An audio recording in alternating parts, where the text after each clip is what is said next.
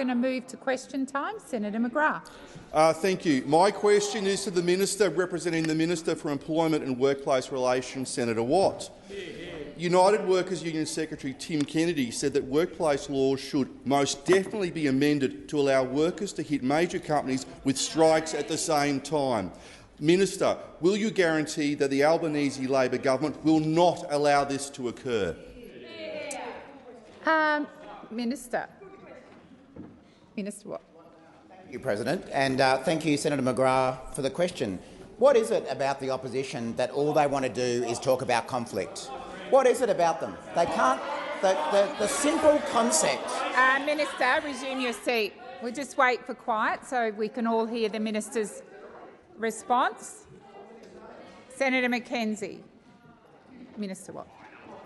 Thank you, President. As I say, what is it about these people? They've been in government for 9 years, delivered a wages and bargaining system that is completely broken, had low wages as a design feature of their economic policy. Minister, please resume your seat.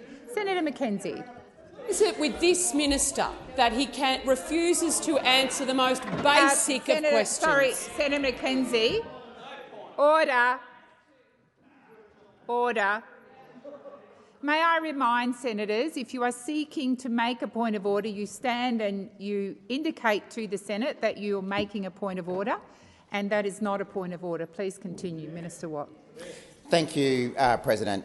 It really is a shame that after an election, after a Jobs and Skills Summit, which saw the country brought together by a new government, that the only group that doesn't want to accept that people want to cooperate is the opposition. We know what it's like to be in opposition. We were there for a few years. The approach we took was that you pick your fights. You actually look for constructive opportunities when you can. You pick your fights when you really have to. But this opposition, all they seem to do is whatever the idea, they're against it. They'd be against the sun rising in the east. They'd be against the sun setting in the west because they want to oppose everything that happens. Now, the opposition want to continue fighting, just like they did for 9 years. They want to continue delivering lower productivity, lower wages through a conflict-driven IR system. But it's not just an IR system that they want to maintain the conflict. I was very interested to see— Senator McGrath, please resume your seat. Senator Watt, sorry. Senator McGrath. Point of order, President, on relevance. The question was very tightly worded, and the minister has come nowhere near answering the question. In fact, has gone anywhere near but answering the question. I'd ask you to get the minister to come back and answer the question, please. Thank you, Senator McGrath. I would remind senators that question time should be conducted in relative quiet. It has been very hard for me to hear Senator Watt, despite Senator Watt being able to project his voice. But I'll remind Senator Watt of the question, and you have 37 seconds left to answer the question. Thank you, Minister. Thank you, President. The government have made very clear that we will be consulting employers, unions and a range of other people as to how this agreement will be implemented and deal with all of those issues. But again, I was very concerned to see some reports this morning in The Australian that in response to COSBOA's comments about reaching an agreement on these matters, coalition backbenchers were, quote, out for blood on the issue. Now, we've heard a lot about thuggery and intimidation from the other side when it comes to industrial relations. Well, who are the thugs now? Who's doing the intimidating now? In fact, some coalition MPs argued that COSBOA had betrayed small business owners, likening it to a Minister. snake. Your time That's has the expired. kind of behaviour. Senator McGrath, first supplementary. Minister, can you guarantee that there will be no productivity losses caused by industry-wide bargaining and strike action? Minister. Thank you, President. Senator McGrath, I don't know who's feeding you your questions, but you really should have a read of them before you ask them. You want to talk about lower productivity in this country. Who was responsible for lower productivity over the last 9 years? You. It was the opposition that was responsible for that through a conflict-driven IR system. Minister Watt, please resume your seat. Senator Payne, I would ask the Senate to listen quietly so that we can all hear the response from the minister. Order.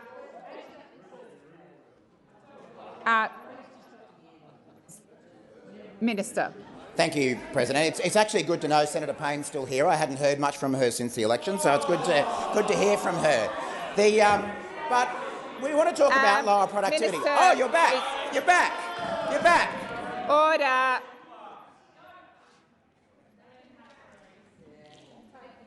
Minister. No, I'm welcoming more contributions from Senator Payne. That's what I'm doing. Now, seriously, lower productivity.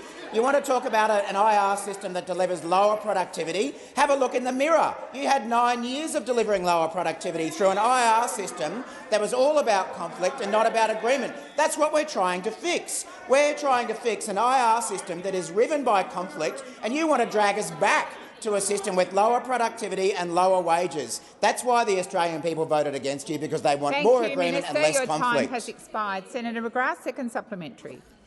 Given rising interest rates, rising inflation and businesses battling increased costs of doing business, why is the Albanese government prioritising policies that will encourage economy-wide strike action? Minister. Senator McGrath is correct. We do see cost of living pressures in this country at the moment, and that's why we have a range of policies in place to deal with it, such as delivering wage rises. That's the best way to deliver cost of living relief, is to get people's wages up. Minister, please resume your seat. Can we please have quiet when the minister is answering? Senator McKenzie, I've just pulled the Senate up, and Senator Wong, for the constant interjections. I would appreciate it when the minister is answering the question to do your questions, to give him the courtesy of listening to the answer. Please continue, Minister. Thank you, President. As I say, we recognise there are cost of living pressures in this country, and that's why we're acting on it. We're acting on it in terms of cheaper childcare. We're acting on it in cheaper medicines. We're putting downward pressure on energy prices. That is part of our commitment, as we have said. And more importantly, we are lifting wages at the same time. Which government supported a minimum wage rise? The Albanese Labor government. Who opposed it? The opposition. Which government supported a wage rise for aged care workers? The Albanese Labor government. Who opposed it? The opposition. That is how we're going to fix cost of living pressures, not by dragging our IR system back to the past and then accusing people who have the right to stand up for it for being out for blood. Minister, please resume your seat. Senator McGrath, these were your questions, and don't answer back, thank you. I'm asking you to respect the question that you asked and the answer that's being given. Thank you, Senator McGrath. Have you finished, Minister? Senator O'Neill. Thank you very much, President. And my question is to the Minister for Women, Senator Gallagher. Can the minister outline how the recent Jobs and Skills Summit, which I was privileged to attend on Thursday morning, placed women front and centre to ensure gender equality is a core economic priority? Minister. Thank you, President. I thank Senator O'Neill for the question and acknowledge her advocacy in relation to women's policy over the years and acknowledge that today. The Albanese Labor Government's Jobs and Skills Summit brought together Australians, including unions, employers, civil society and governments, to find common ground on some of our big economic challenges and to drive a consensus towards the solutions. And women's economic equality was a core focus of the summit. I've been really pleased by the response to date at the role of women at the summit. They were more than 50% of the participants. They led the panels, they led the debate. There were some amazing speakers that attended the summit, full of talent and just amazing to witness their contributions and the fact that they were centre stage and a key focus of it. Gender equality and women's economic participation were points of discussion across all of the sessions at the Jobs and Skills Summit. The two-day summit's first session was focused specifically on this topic, where participants in the policy space around equal opportunity and pay were discussed, but so were issues like the care economy, boosting work and training opportunities for women, and examining how we can make all workplaces safer for women, and practical measures to reduce the gender pay gap were all discussed at the summit. I think one of the key outcomes of the summit, apart from the fact that the women and the talented women at the summit were so amazing, was that there was agreement across all participants that women's economic equality should be seen as a key economic priority, something that I know many senators like Senator McAllister and Senator Waters have been arguing for some time. Thank you, Minister. Senator O'Neill, first supplementary. Thank you, Minister. Can the minister highlight the measures for women that have been announced out of the Jobs and Skills Summit? Minister. Thank you very much, President. I thank Senator O'Neill for the supplementary. The government, following the summit, there were a number of areas where we did reach agreement. One of them was around modernising Australia's workplace relations laws to make sure that bargaining is accessible for all workers and businesses, including those really feminised industries where we have seen really low wages growth and the failure of the bargaining system to work for women. Improving access to jobs and training pathways for women, First Nations people, regional Australians and culturally, linguistically diverse people, including equity targets for training places, 1,000 digital apprenticeships in the Australian public service and other measures to reduce barriers to employment. We're also making sure that the APS is leading by example by reporting to WGEA and to set targets on improving gender equity in the public service, and there were a range of other agreements around reporting data through to WGEA. Thank you, Minister. Senator O'Neill, second supplementary. Thank you for that report on the practical action arising. Can the minister outline how this builds on existing commitments made by the Albanese Labor government to advance the issues facing Australian women and restore national leadership on gender equality? Minister. Thank you, President. I thank Senator O'Neill for a question, and she's right. I mean, for too long, women's policy was in the wilderness under the previous government. It's front and centre in this government. That's the big change. Everything we discuss, every policy developed, every consideration, we will have an analysis of what that means for women. How does that impact women? Is it good? Is it bad? How do we change it to make sure it deals with some of the issues that comes out of that research? And I would note, it's no surprise that Mr Morrison didn't take on the Ministry for Women portfolio when he was taking Senator Birmingham's portfolio. Poor old Senator Birmingham, he shared his finance ministry for the entire time he was finance minister with the Prime Minister, unlike Tony Abbott, who did take the women's ministry. But we are putting women's policy front and centre, and I look forward to working with all interested senators on doing just that. Thank you, Minister. Senator Dean Smith. Very much, Madam President. My question is to the Minister representing the Assistant Treasurer and Minister for Financial Services, Senator Gallagher.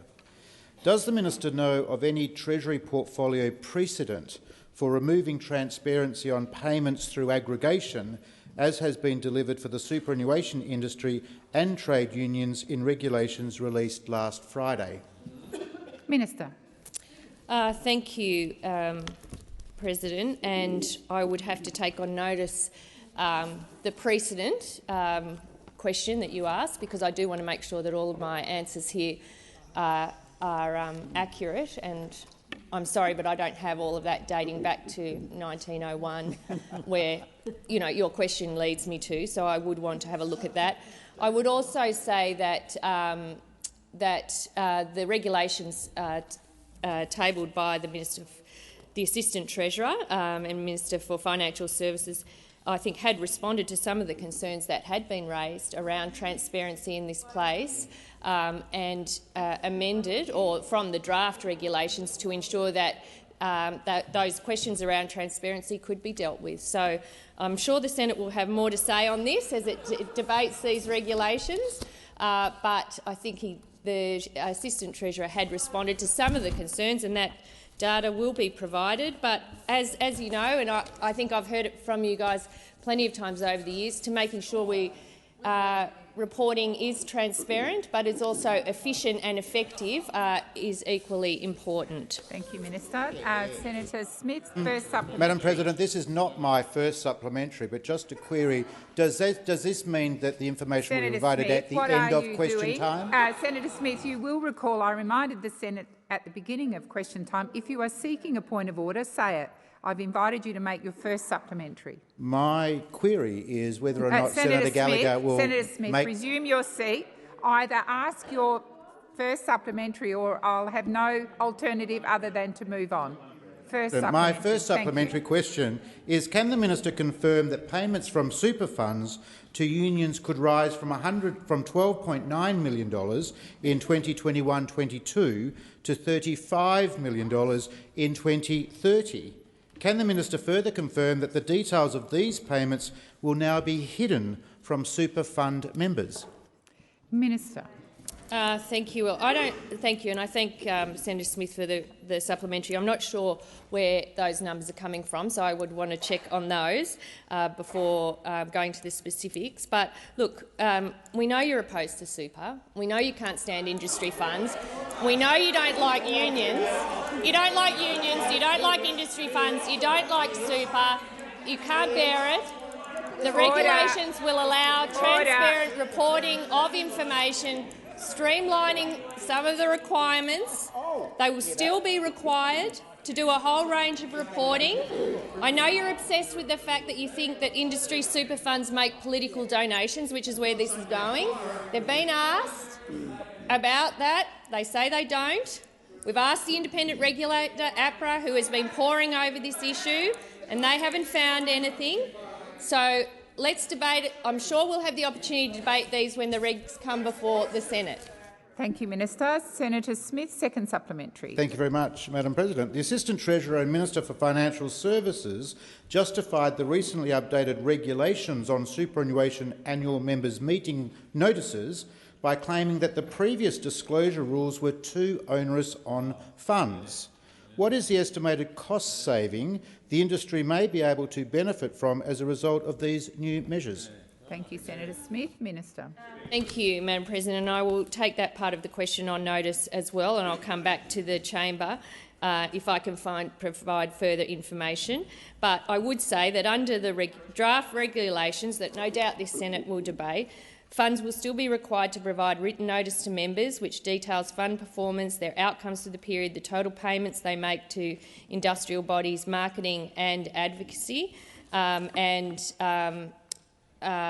I can provide further information around this, notwithstanding the fact that we acknowledge the opposition are opposed to superannuation, really. If you were able to say it, you would. Senator Rennick just said it was evil. You just said it was evil. We know what you're on about. You're obsessed with industry funds, you're obsessed with super, you're obsessed with working people actually having a decent retirement. Senator Scarr and Senator McGrath, I believe you were directing those comments directly at the Minister, and I'd asked them to be withdrawn without repeating the offence. I withdraw. Thank you. Thank you. Minister, have you finished? Senator Cox. 2 weeks ago, the government opened up 47,000 square kilometres of Australia's oceans for gas and oil exploration. The science is overwhelmingly clear. Senator Cox, I don't want to interrupt you, but the question is directed to which the question is to Minister Farrell. Thank you. Please continue. Yeah, can't help that one. Sorry, can't help that one. Order. To Minister Farrell, representing the Minister for Resources. In order for us to avoid this climate disaster, we simply can't open up any new fossil fuel or gas fields. What formula did the Minister for Resources apply in making the decision to ensure that the recent announcement didn't contravene the government's own 43% emissions reduction target and Australia's commitments under the Paris Agreement? Thank you, Senator Cox. Minister Farrell. Thank you, Madam President, and thank the Senator for the question. And I'd start by prefacing my comments that Senator King has been doing Minister King has been doing a terrific job in this space since she came into the portfolio. Very fine job. The Albanese, if you let me, with respect, Senator, if you let me finish my answer. Order. As distinct from the now opposition, the Albanese government went to the last election with a commitment that we would introduce 40... Minister, please resume your seat. Sorry? Senator Cox. The question was quite direct. What formula did the minister apply in her decision-making in this recent announcement about ocean acreage? And you're raising a point of order? Yes. On relevance, Cox? yes. Yeah. Senator Cox, I'll just draw your... sorry. Minister, I'll just draw your attention back to the question put by Senator Cox. Thank you. Thank you. That'll be later. Senator. The Albanese government went to the last election with a commitment to reduce emissions by 43% by 2030, Order. and that's what we're going to do. That's the commitment we made to the Australian people. That's the commitment we will deliver on, and in a very short space of time, you're going to get a chance to vote on that very commitment. Now, in the meantime,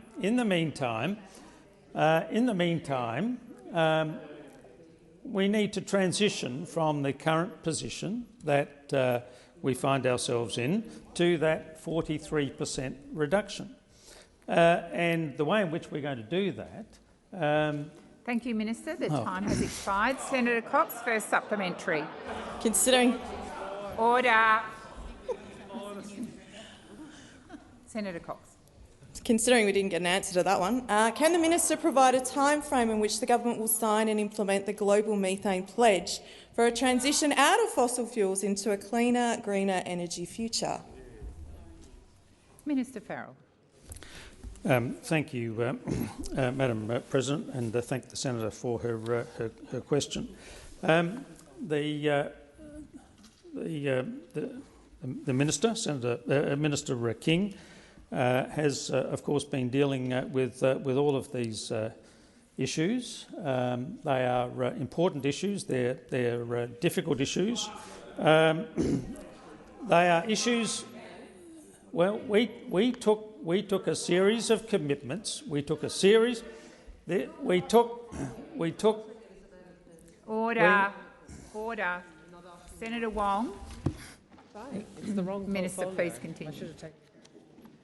Thank you, Madam President. We took a series of commitments to the last election, and we were elected as the government of this country.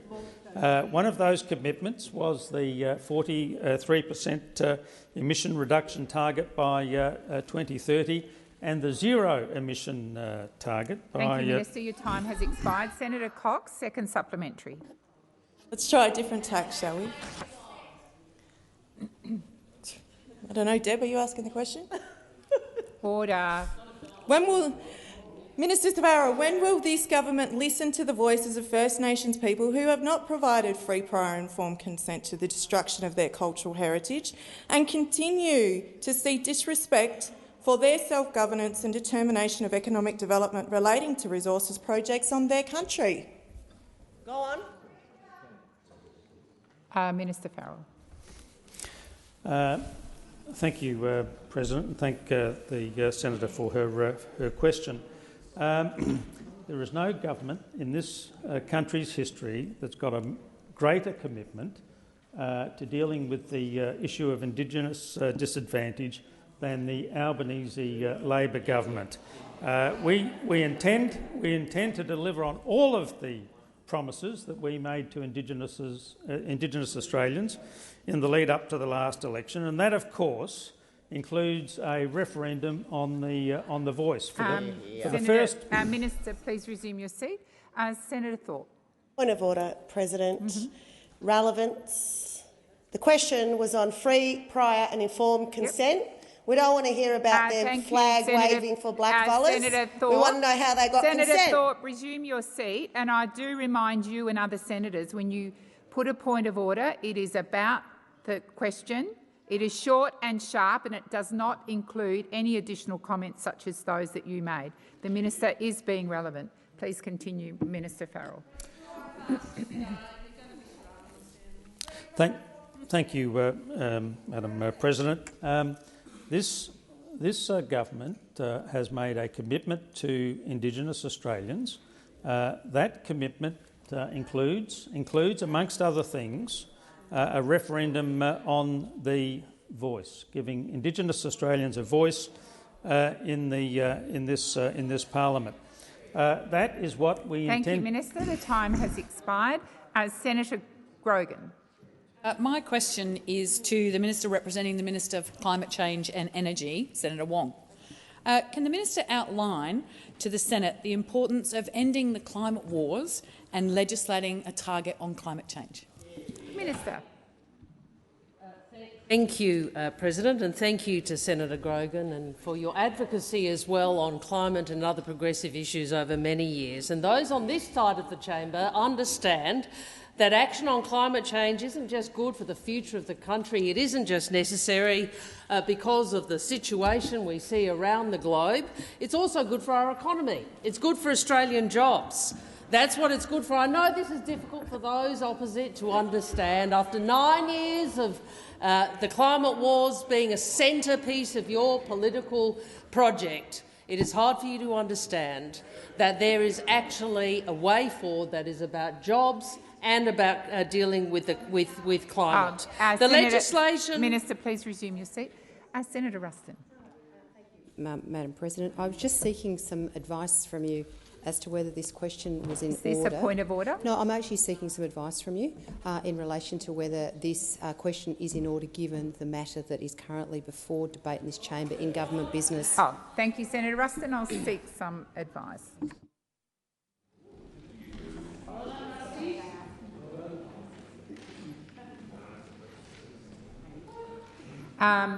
Senator Ruston, as long as anyone answering this question does not go to the specifics of the bill before the Senate, then it is perfectly fine to talk in generalities. Order! Order! In the way the ministers are doing. Minister Wong. Thank you. I anticipated this might happen, actually, because can I tell you why? Because we know those on the other side will do anything not to talk about climate change. You will do anything not to talk about climate action. You will do anything not to debate the bill. And you will do anything to ignore that the Australian people clearly voted for action on climate. And you can't bear it, can you? You can't bear it. You can't bear it that the climate wars that you thought would continue to yield a political dividend might actually end. You can't bear it. Now, I would just make the point, Madam President, that President Reid in 1999 made this point, that questions may not be asked on the detail of the bill or debate, but otherwise the topic is not barred from questioning. But I know that it's a hard thing, isn't it? If you're a member of the coalition, you just don't want to talk about climate because Senator Payne doesn't agree with Senator Canavan and Senator McKenzie doesn't agree with Senator Ruston. And they are utterly divided on this. They are utterly divided on this, and the voters know it. The time has expired. Order. I'm going to wait for quiet. And I would ask once again, it is order. Senator McKenzie.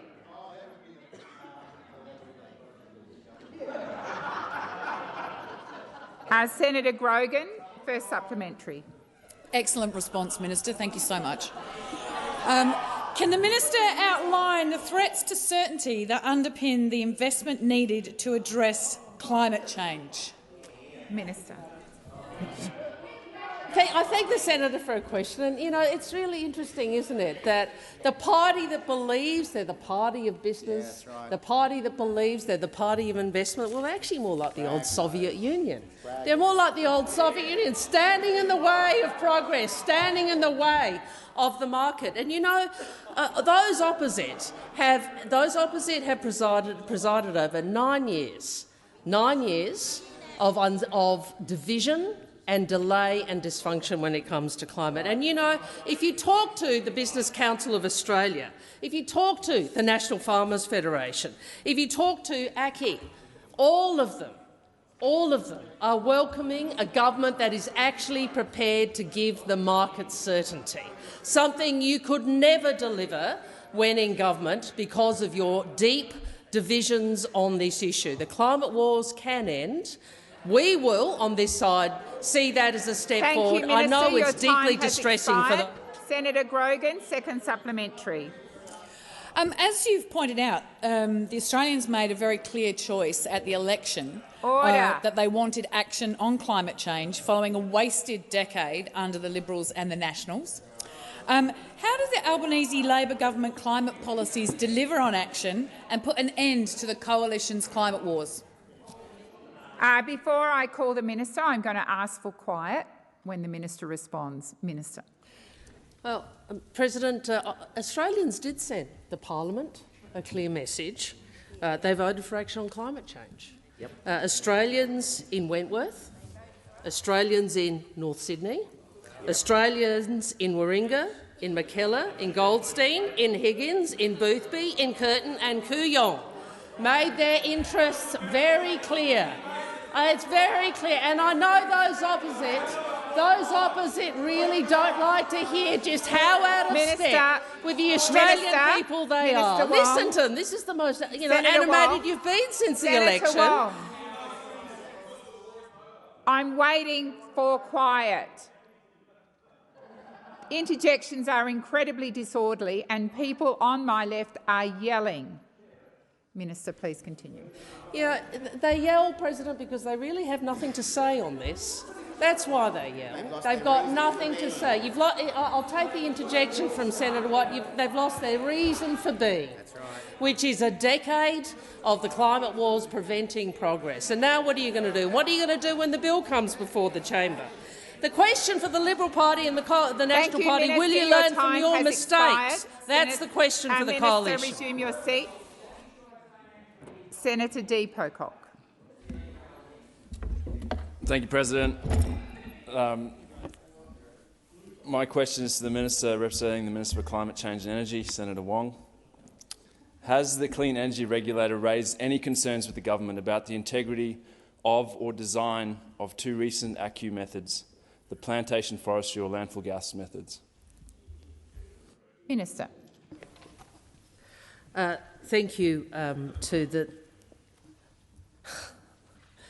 Yes, I was getting some advice from Minister Bowen about the direct question. It's a dreadful thing to actually want to advise the Parliament, isn't it? Order. Such a dreadful thing. Order. I know that seems like an odd thing. You'd actually want to try and advise the Parliament. Senator, thank you for the question and thank you for your interest in this issue. I know that there have been a number of public concerns raised about the probity and the veracity of the units. Can I advise from Minister Bowen's office that the Clean Energy Regulator has not raised any concerns. However, concerns have obviously been raised externally by others, including, I think, the Senator and others who have been in the media. I'm advised that these are being dealt with by the Chubb review, which I'm happy to give further information on when I can find that piece of paper. So Minister Bowen has commissioned a review by Professor Chubb, who, as you would know, is the former chief scientist, along with an expert panel. This was promised before the election. Minister Bowen, in opposition, indicated that we would, if we won government, commission an independent review to ensure the integrity carbon credits and their consistency with our agricultural biodiversity and other goals. Professor Ian Chubb has been appointed and is supported by 3 other experts in the fields of governance, science and carbon markets. The review will examine scheme governance and the integrity of key carbon crediting methods, including whether transparency could be improved. Thank you, Minister. Senator Pocock, first supplementary. Thank you, Senator Wong. I find it strange that the regulator hasn't raised any concerns when I've received a letter that acknowledges the need to reform the landfill gas methods from companies that represent over 80% of the ACCUs generated under this method. Given the regulator hasn't raised concerns, despite industry having concerns, are you worried that there's an inherent conflict of interest between the regulator both creating methods and then actually regulating them. Thank you, Senator. Minister. Well, I thank the senator for the supplementary question, and I can say to him, as someone who does believe, unlike some in this place, in the benefits of utilising the market for good rather than for bad, that we do need integrity in the system of carbon credits to ensure that there is additionality. We're actually reducing Australia's emissions and using an incentive to do so. I have seen some of the reporting, including, as the senator says, from firms engaging in the market. I understand the concerns he's raising. Can I say to him, these are some of the reasons why Minister Bowen has taken the view that an independent review is appropriate, and that is underway. Thank you, Minister. Senator Pocock, second supplementary. President, and thank you, Senator Wong. As you pointed out, given the need for transparency and accountability and ultimately integrity in our carbon markets, will the government commit to including a review of the regulator as a function of the Chubb review? Minister. Look, I think, obviously, I'll raise the issue you raise with Minister Bowen, but I would make the point, if the review is looking at scheme governance and integrity of carbon crediting methods, then obviously what we want is all aspects of scheme governance to be appropriate. As I said, these are matters which have been discussed publicly. We understand the need for integrity in the market, particularly if, as we hope, the legislation which the opposition don't want me to talk about passes this chamber, then obviously there is a framework which would incentivise that. But I think that the terms of the review, as I understand them from the advice I've received, do extend to scheme governance, and that's appropriate. Thank you. Senator Patterson. My question is to the Minister representing the Treasurer, Senator Gallagher. In July this year, the Reserve Bank Governor issued a warning to the new government, and I quote, "An important consideration is how inflation expectations and the general inflation psychology in the community evolve. If inflation expectations shift up and businesses and workers come to expect higher rates of inflation on an ongoing basis, it will be harder to return inflation to target. It is in our collective interest that this does not happen." End quote. Does the Minister agree with the Governor of the RBA? Thank you, Senator Patterson. Minister Gallagher. Thank you. And yes, I do agree with the Governor on those comments, but I also would draw Senator Patterson's attention to the comments that the Governor has been making for some time about wages growth essentially being a handbrake on the economy and advocating for sustainable and sensible wages growth, which we haven't seen now for a decade. And that is a problem in the economy. So, yes, the Governor is right to raise the concerns around having wages rise exponentially, and out of control. But that is not what we're seeing in this country. We're not seeing inflation, and the problems with inflation are not being driven by wages, because wages haven't been moving anywhere, because they were a deliberate design feature of those opposite to keep them suppressed and, at best, stagnant. So we have to find the balance. We need sustainable, sensible wages growth for working people.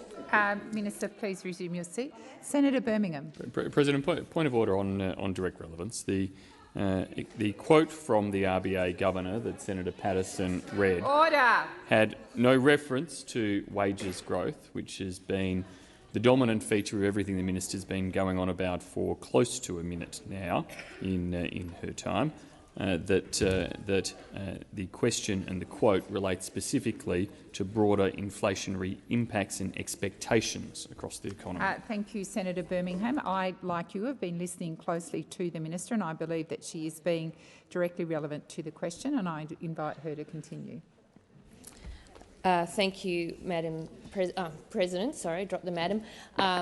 I believed I answered the question. Sorry.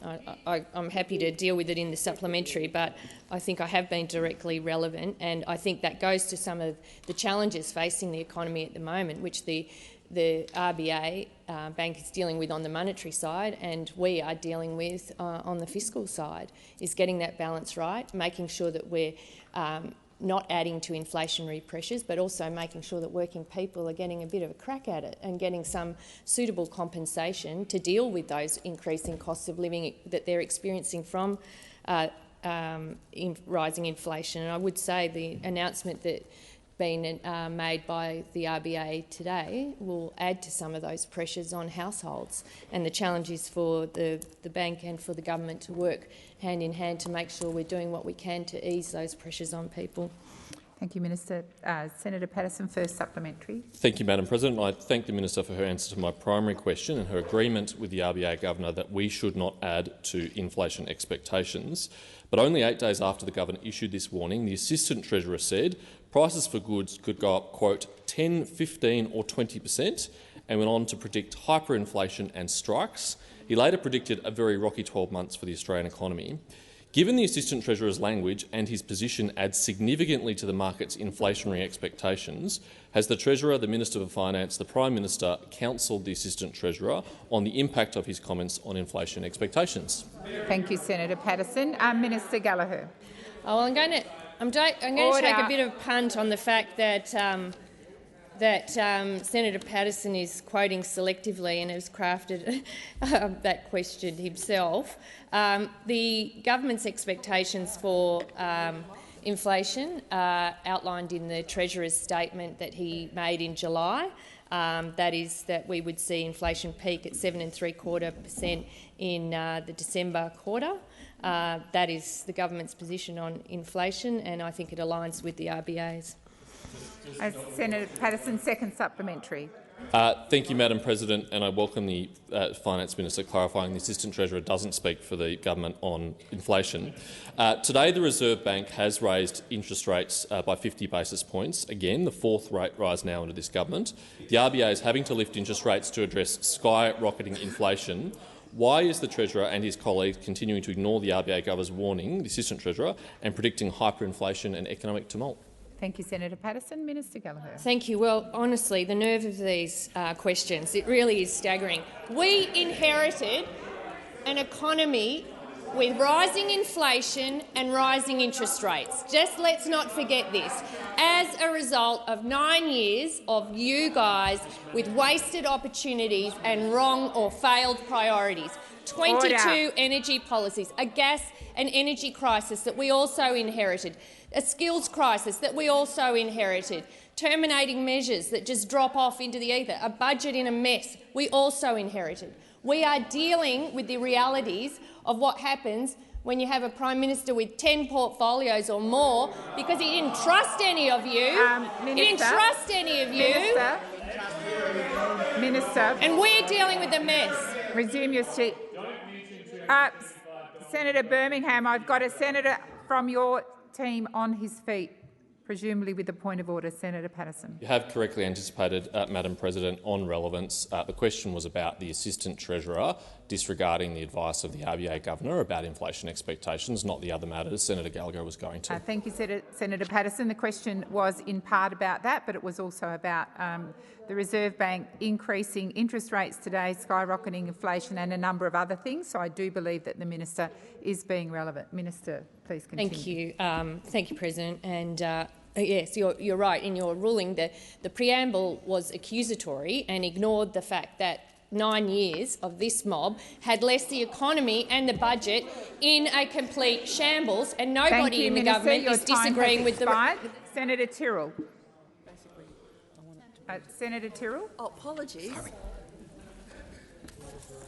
We were having a meeting. I apologise, President. Thank you. My question is for the Minister representing the Prime Minister, Senator Wong. Minister, let's talk about the Australian Future Leaders Foundation. It's a foundation with no website. It appears to have no office, no staff and no previous record. When the grant was approved, there was no competitive process. A merits review wasn't done. Despite all that, the previous government promised the foundation $18 million to set it up and $4 million a year to run it. The Governor-General might think it's a great idea, but with all due respect, Minister, there's no detail, let alone transparency. Where does your government stand on continuing the support for the foundation? Thank you, Senator Tyrrell. Minister Wong. Can I thank Senator Tyrrell for her question and say I have a little bit of knowledge in this, although I suspect my colleague, as in most things, Senator Gallagher has more.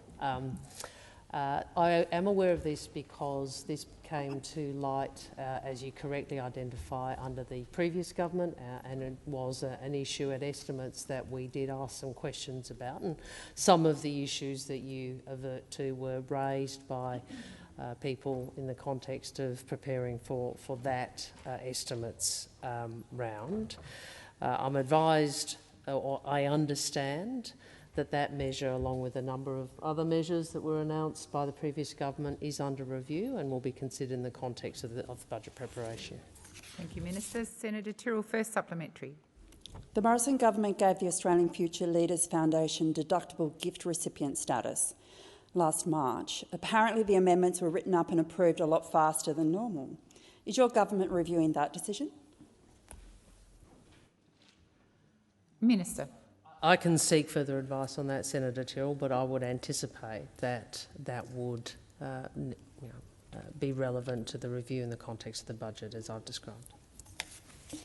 Senator Tyrrell, second supplementary. Minister, media reports suggest the Morrison government's promise to give the foundation funding overlapped with the former Prime Minister's moves to take over more ministries. The Governor-General was involved in both decisions. I'm not suggesting he has done anything wrong, but aren't you worried about the public perception that creates? Minister.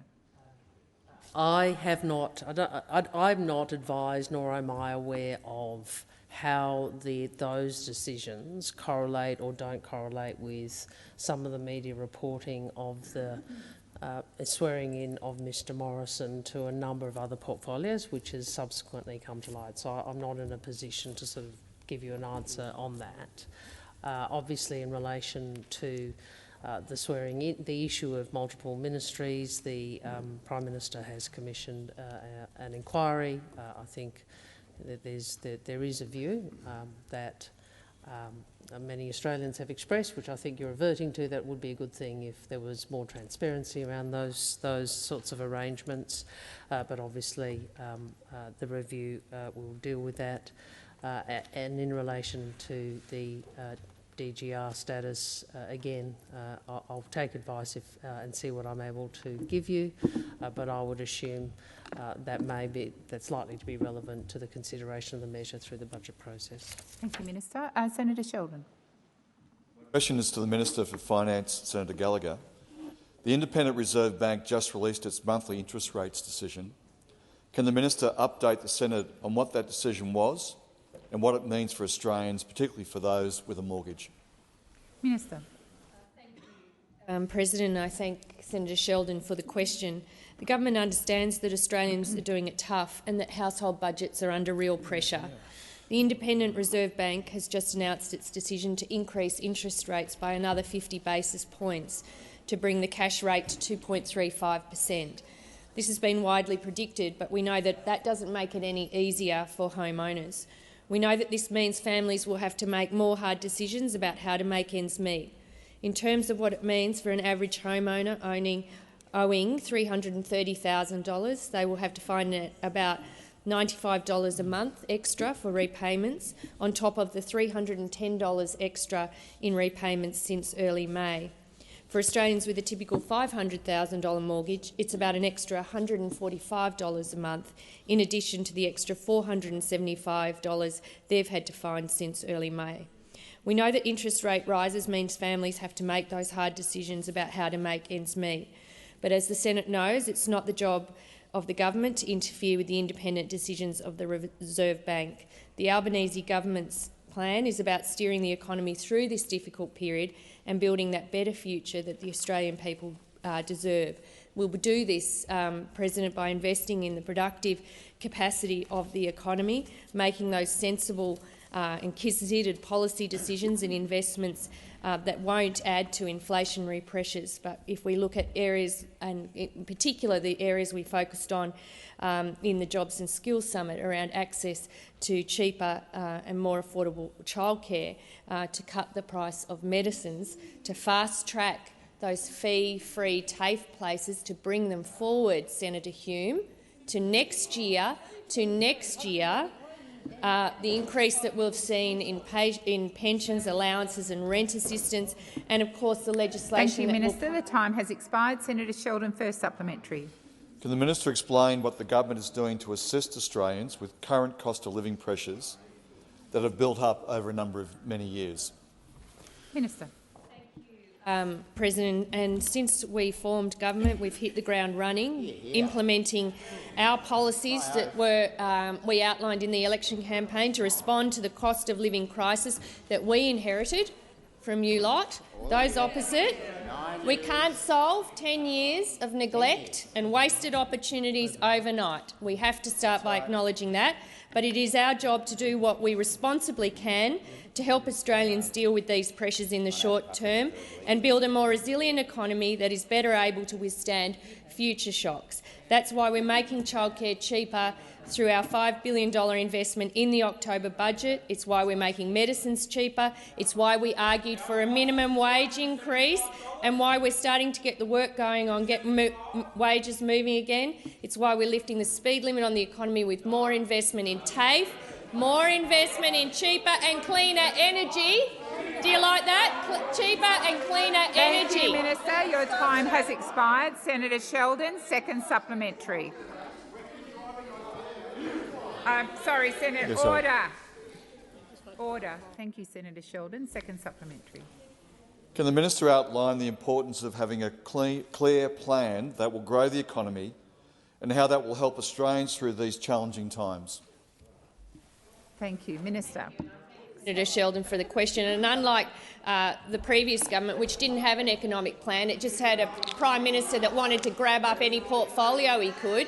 That's the only plan that you guys had. You didn't know what each other was doing. Our economic plan is a deliberate and direct response to the economic circumstances that were left by those opposite. You hate hearing about it, don't you, because you know it's true. Order. Order. The minister needs to be heard in silence. Thank you. Minister, please continue. Thank you, President. We inherited an economy characterised with high and rising inflation, flat and falling real wages and a productivity paralysis. That is your record. We also inherited a budget with $1 trillion of debt, deficits as far as I can see, billions of dollars chucked in the way of the National Party in a hope that they'd keep your coalition together. That's your record. We're not going to stand here and be lectured by you guys about any cost of living crisis, considering we're the ones dealing with the mess that you left us and you abandoned Australia in the process. Thank you, Minister. Senator Davey. Thank you, Madam President. My question is to the Minister for Emergency Management, Senator Watt. Minister, as you're very well aware, the Liberals and Nationals in government made a commitment to the residents of Lismore that the entire $150 million allocation from the 22 to 23 Emergency Response Fund would be directed to Lismore for its rebuilding and flood mitigation efforts. Do you intend to stand by this commitment? Minister. Thank you, President. Short answer is yes. Thank you, Senator, for the question. The good thing about answering the question quickly is you can spend the next 1 minute 50 talking about other things. Well, related things. Order. But Senator Davey, I know that you have a genuine interest in the people of Lismore and the Northern Rivers. I think you've been there since your appointment as the Shadow Minister, as have I, and most recently Senator Sheldon, the new Special Envoy for Disaster Recovery appointed by the Prime Minister to ensure that communities who are experiencing disasters recovery are getting the support that they need. In fact, Senator Sheldon was in Lismore just last week, on Friday I believe it was, announcing additional support for the Northern Rivers in the form of around $50 million to support commercial landlords with grants. The importance of that, as Senator Sheldon so eloquently put in the press conference that he undertook in Lismore, is that There are many small businesses who are located in commercial premises and those small businesses are not able to reopen yet because the commercial landlords have not been able to afford to repair their properties. So that assistance, which is contributed to by the New South Wales Government, will assist with not just the landlords but the small businesses as well. So again, can I thank Senator Sheldon for the work that he's been doing there. But the money that Senator Davey is talking about, of course, comes from the infamous Emergency Response Fund. Remember that one? The Emergency Response Fund that the government set up over 3 years ago with $4 billion in it, that accrued the former government over $800 million in interest, did not build a single disaster mitigation project, did not spend a cent on disaster recovery. It took the devastating floods we saw in the Northern Rivers in Queensland for any announcements to be made. And which government is going to deliver on them? The Albanese Labor government. Senator Davey, first supplementary. Yes, well, thank you, Minister.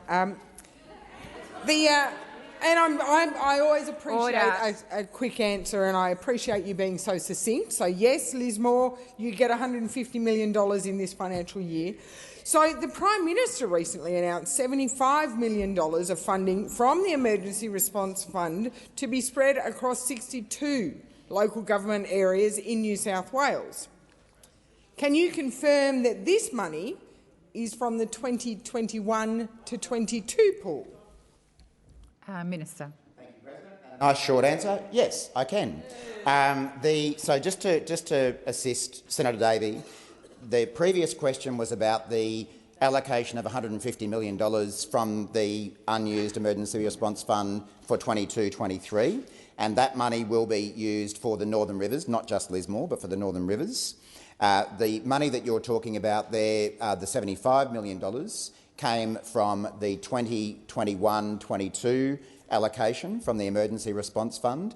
And as Senator Mackenzie would know, because I think she was involved in making the announcement as the then Minister, the remaining $75 million from the 21-22 allocation will be spent in Queensland, assisting them recover from their floods. So it's $150 million for each of those 2 financial years. The first of those 2 years is being split between Queensland and New South Wales, and that will be spent in New South Wales across the whole state because, of course, there were other areas that experienced floods too. Thank you, Minister. Senator Davey, second supplementary. So thank you very much. As I now understand it, you have just confirmed that the announcement made by the Prime Minister at the Bush Summit claiming $75 million was new money for the people of Lismore was in fact the same money as announced by the Liberals and Nationals in government in March this year, re-announced by yourself in June this year, and now announced for a third time by the Prime Minister. What message have you got to the people of Lismore? Senator Davey, your time has expired. Minister. The message. Thank you. Thank you, President. Thank you, President. Minister, please resume your seat. Let's just give the Minister a chance to answer before we start the disorderly interjections. Minister. The message, Senator Davey, that I have for the people of Lismore is that they finally have a federal government who will actually deliver to them. They have a government that shows up. Unlike the former government, certain people from our opposition, as it was at the time, were in Lismore shortly after the floods, and we will deliver. Now, I do need to just correct one thing I said before. The funding that Senator Sheldon announced was $30 million for commercial landlords as opposed to 50, so just to correct the record there. There's so much support that we're putting in, and it's sometimes hard to remember exactly how much. There's so much money being put in, which is very much deserved. The announcement the Prime Minister made in Griffith the other day was to announce how the money would be spent. So we have worked with the New South Wales Government collaboratively, something that the previous Liberal and National federal government was unable to do with the Liberal and National government, and we're now getting on with delivering the money. Your time has expired. Senator White. My question is to the Minister for Agriculture, Fisheries and Forestry, Senator Watt. What are the latest figures from ABARES on the value of Australia's agricultural production and exports? Minister.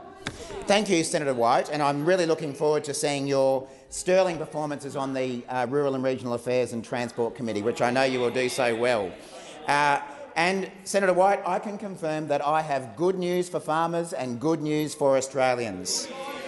Today, the Australian Bureau of Agricultural and Resource Economics and Sciences, otherwise known as ABARES, has released their latest report on Australian crops and commodities. This year, farm exports are forecast to be worth a record-breaking $70.3 billion, which is a remarkable achievement. This is the biggest ever agricultural exports in our nation's history. I am shocked, President, that the National Party of all parties wants to yell at us when we have good news for farmers and good news for agriculture. But then again, when you see what the Leader of the National— Please resume your seat. Order on my left in particular.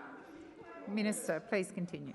Thank you, President. It's a shame that they hate good news, President, even when it comes to farmers and agriculture. But then again, it's no surprise when we see what the Leader of the National Party has to say about the National Farmers Federation, calling them cowards and all sorts of other things as well. This is the biggest ever agricultural exports our nation has ever seen.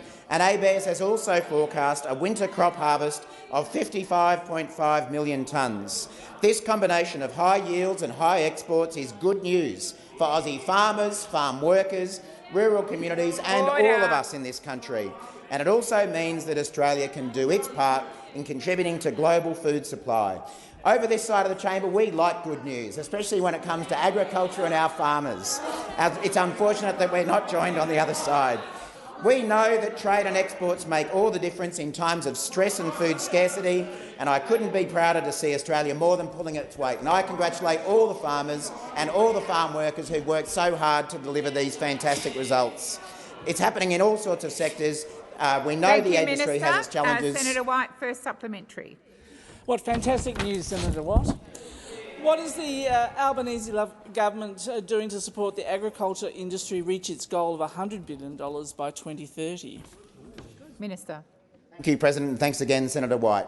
As I was just saying in answer to the last question, we know that the agriculture sector has its challenges and we're getting on with solving them. But in the meantime, this data shows that the industry is in good shape, and that's a good thing. In terms of the supplementary question, we are in lockstep with the agriculture sector's ambition to become a $100 billion industry by 2030. And we're not doing that. We are doing this by working with all players in the industry, not dividing them and not fighting against them. We are bringing people together, not hurling insults from the sidelines when it comes to agriculture. And that started with the industry roundtables I held in my first weeks as minister, and it's continued at the Jobs and Skills Summit, where we agreed on measures to help the industry deal with workforce shortages right now. I am stunned. First it was the National Party getting stuck in about agriculture doing well. Now it's the Liberal Party getting stuck in about agriculture doing well. I thought you liked agriculture. I thought you liked rural communities. This is good news for the industry, and all you can do is yell. Thank you, Minister. Your time has expired. Senator White, Senator White, second supplementary. What are the main threats to agricultural productivity? Senator McKenzie. And what is the Albanese government doing to support industry in addressing these challenges? Minister.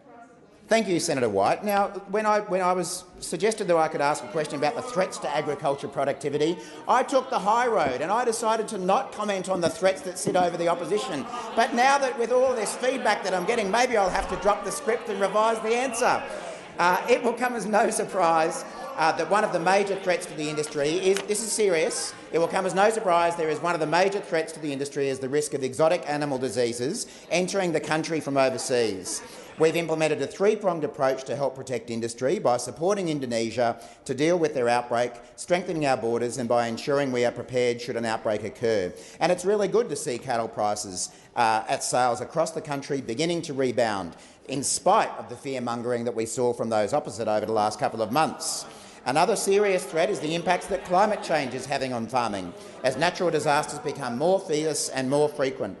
And supporting the sector to adapt and improve its climate resilience is imperative to our future food and fibre security. Thank you, Minister. The time has expired. Senator Canavan jumped. I think I have to go to Senator Wong first. Yes. Senator Canavan. Thank you, Order. Madam Acting Deputy. Madam President. I did. Sorry. Okay. Please continue. Senator Watt's doing such a good Canavan. job that my question is to the Minister for Agriculture, Fisheries and Forestry again. On the 9th of August, Labor government announced a $10 million biosecurity cooperation package to assist Indonesia as it responds to foot and mouth disease and lumpy skin disease. Can the Minister for Agriculture outline how many staff have been trained on the ground in Indonesia? Minister. Thank you, President, and thank you, Senator Canavan, for giving me an opportunity to talk again about the support that our government is providing Indonesia to deal with its foot and mouth disease outbreak and its lumpy skin disease outbreak. I was very pleased to make the announcement that Senator Canavan refers to, in partnership with Senator Wong, that we would provide $10 million in international development support to Indonesia to assist them with their outbreak. That, of course, comes in addition to the support that we had already offered. Shortly after I was appointed to the role as Minister, I committed 1 million vaccines for foot and mouth disease to Indonesia, which I'm very pleased to say have arrived in Indonesia, have been delivered and are in the process of being provided to farmers as we speak. We then went on to announce, I'm pretty sure the figure was $14 million on my return from Indonesia, in additional support in the form of more vaccines, more technical assistance, diagnostics and other things. Please resume your seat. Senator Canavan. Thank you, Madam President. Just a point of order on relevance. The question was very specific about how many staff had been trained on the ground, and the Minister has mentioned a lot about the package but hasn't gone anywhere near answering the question. I'll listen closely to the remainder of the question. My understanding was it's primarily about foot and mouth disease, but please, Minister, continue. Thank you, President. The $10 million package that I announced at the Press Club, and again I recognise Senator Wong for her contribution to that announcement, was a combination of measures. Some of it was staff, and I'm happy to take on notice for you the exact number of staff that are working there. It includes vets and other technical assistance as well. But that money also involves another allocation of vaccines to Indonesia, which we are in the process of procuring. I know there are some people over the other side who think that you should be able to snap your fingers and get those vaccines immediately. That's not how it works. There's a worldwide shortage of those vaccines at the moment, but we are actively engaged in procurement negotiations to obtain another round of vaccines which will be delivered. But as I say, that $10 million goes further than just vaccines. It's things like providing vets, providing diagnostic assistance to make sure that Indonesia has the capability to undertake testing for foot and mouth disease, and a range of other support as well. Thank you, Senator Canavan. First supplementary. Thank you, Madam President. And that goes to my supplementary question on vaccines. The Minister's already outlined that the package includes vaccines, but can the Minister outline if any vaccines that we have purchased have been administered in Indonesia to date? Thank you, Senator Canavan. Minister. Thank you, President, and thank you, Senator Canavan. Just before answering the supplementary question, I should also point out that the support that we're providing to Indonesia in the sense of personnel is also provided remotely. So there will be and will be additional Australian staff on the ground in Indonesia, but some of that support is already being provided remotely back here from Australia as well. As I say, 1 million vaccines that Australia is providing to Indonesia have now arrived. That happened a couple of weeks ago. Again, I'm happy to give you the exact details on notice as to how many of those vaccines have been administered, but my understanding is that the rollout is well progressed. We know that there's an urgent need to get those vaccines into cattle as quickly as possible, and I'm happy to come back on notice with the exact answer. Senator Canavan, second supplementary. Thank you, Madam President. The package also includes technical and advisory support to tackle outbreaks in Indonesia. Can the Minister outline exactly what support is being provided to date? Minister. Again, thank you, President. Again, I'm happy to provide on notice the exact details of the support that's been provided to date from that package in the form of technical assistance. I think I pretty much already answered what that technical assistance will involve. It's a mixture of veterinary assistance, diagnostics assistance to help with testing capability, the manufacturing of vaccines, because of course Indonesia have said that they want to manufacture their vaccines domestically. But again, I'll come back with the exact details on notice. Senator Wong. I'm so tempted to keep going, Madam President, but may I ask that further questions be placed on notice?